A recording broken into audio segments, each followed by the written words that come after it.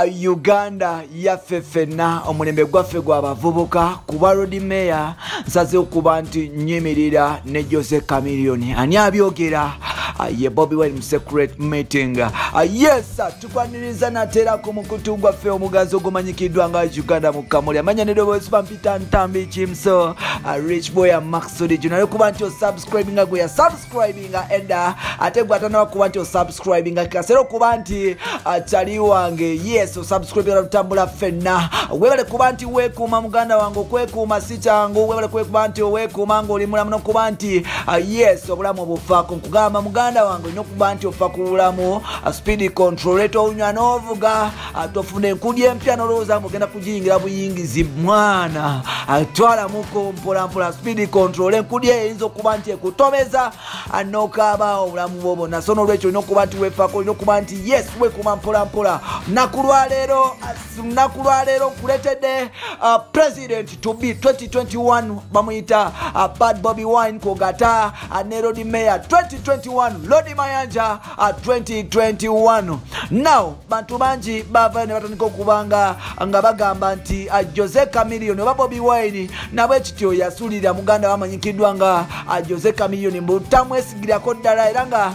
tasobola kuba nti abeerawo gy'abeera ne mukuba nti recently yagenda okuba nti achima kadi ya people power lisaidize kamocha omukulu ono tiyalabikako wabula atwasobola okulaba nti tulaba bodyguard be okuliko Edi Mutwe n'abasigaddewo kirono kyatandika okuba nti kikuba ebituli mu musajja mukulu amanyikiddwa nga Jose Chameleone ng'abantu abasinga bagamba nti oba osanga bambi yesiba ku Bobi Wine naye nga Bobi Wine yesiba aliko era nga abasinga babadde bagamba nti Jose Chameleone yesiba ku people power. Now Bobi agambye bobango yagala His Excellency the Bad Bobi Wine Jose Chameleone tumuwagire nchiddamu lubadde lunaku lwaleero muka secret meeting ke babaddemu saidize kamocha Bobi avuddeyo n'agamba batanu be abali ku task force ye n'abagamba bwe muba mwagala Bobi ne Jose Chameleone kaseera okuba nti tumuteekayo mpola mpola wanono kiteeka ki yes muganda wange abantu banji nga wembagambye nti abantu banji bazze boogera nga bagamba Jose Chameleone tasanidde kuba nti road mayor n'okuba nti yes akulembera yes entebe because of this and that naye nga Bobi avudde n'agamba nti guba nti mulembe gw'abavubuka Jose Chameleone omu ku bavubuka abavuddeyo nga bakoledde eggwanga lya Uganda nga takoseza sente za mulwa musolo wabula y'omu ku bayimbi abavayo n'okuba nti batumumotivating n'okuba nti tukola because byonna bye twakola n'okwegomba twegomba nga tusinziira ku Jose Chameleone because ye yali muyimbi omunayuganda mu bakubi barwage yasooka okuba nti azimba ennyumba eyakabino kuba nti avuga emmotoka yakabino okuba nti yalina leadership eyamanje twegomba that is Lionel Music Empire era nga omusajja ono alina ettafaali ddene yatandde ku music industry era nga bwe tulina Jose Chameleone abadde aze asaviga eggwanga nga tulina mu yes tekubira abeba maaki omukulu ono yagendako mu yero yes ekikulu okuba nti ageze mu yero naye ng'ate omukulu ono yes yagendako mu yero kisi ekikulu okuba nti yagendako mu yero because yes buli omu yagenda kuba nti anonya kasente era ne mistakes yakola afera chima kyekisera okuba nti tuteeka weakness za Jose Chameleone aside tubere nti tutandika okuba nti tumuwagira kuba road mayor era nga ku 2021 bannakampala ne bannayuganda kyekisera okuba nti fenna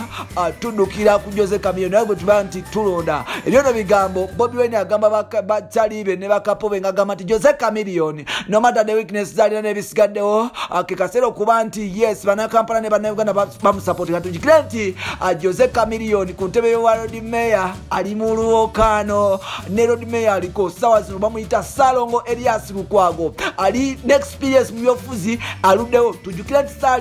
Salongo Elias Lukwago yajja wano nga yes yajja kuba MP Central that was 2000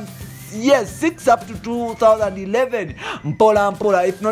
if I'm not mistaken yes mpola awo omusajja oyo n'atufugamu mpola era nga Lukwago y'omukuba MP abasooka okutera batuteekako amaso then mu 2016 n'ajja n'atufugamu kwekisanya nadda kuba road mayor n'akiwangula nga asikira musajja mukulu amanyikiddwa nga yes Sebaana Kizito n'addamu mu 2016 n'aba nti era addamu awangula Obalodi Meya nga kwolwa omulundi Erias Lukwago terabikako mu kampeni yo n'olwokuba nti yes yalabikira Mobesi yadenga talibwe kityo omulundi guno Jose Chameleon yasalawo okuba nti amwesimbako however much even last time omuyimbi amanyikiddwa nga Ragadi amwesimbako naye abantu tebamuwa kalulu because yajjira ku kibiina kya NRM oba ekibiina kya President Museveni. Ragadi bamukubira wala omulundi guno omukulu amanyikiddwa nga Jose Chameleon ng'ali mu kibiina kya DP Kogata ne People Power asazeewo okuba nti yesimba ku musajja mukulu amanyikiddwa nga Erias Lukwago era ng'agamba nti ye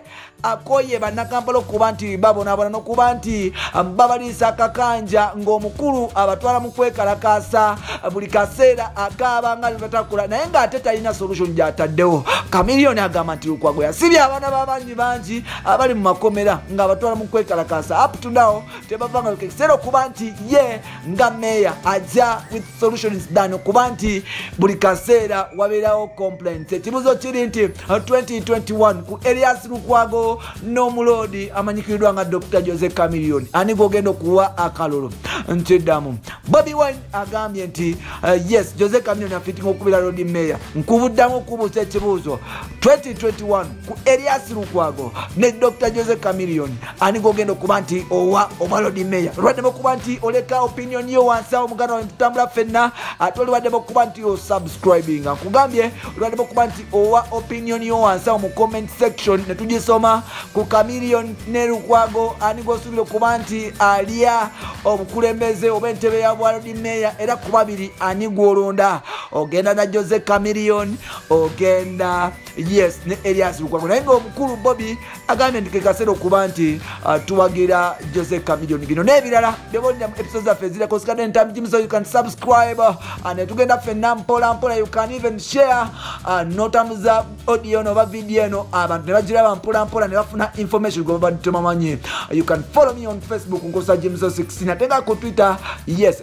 ku Twitter Jimso 16 ate nga ku Facebook nkosa ntambi Jimso. Bye for now.